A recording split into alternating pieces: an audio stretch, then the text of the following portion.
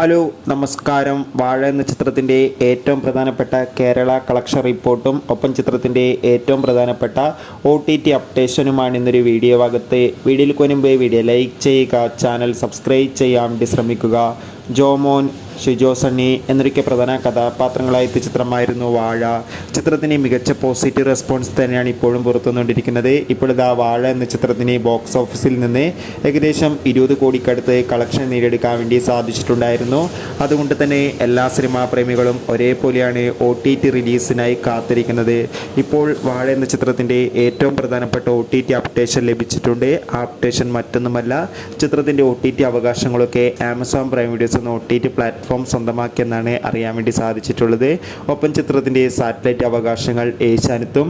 എന്തായാലും വാഴ എന്ന ചിത്രത്തിൻ്റെ കൂടുതൽ അപ്ഡേഷൻ അറിയാൻ വേണ്ടി കാത്തിരിക്കാം. ചിത്രം കണ്ടവരുടെ അഭിപ്രായം കമൻറ്റ് ചെയ്യുക.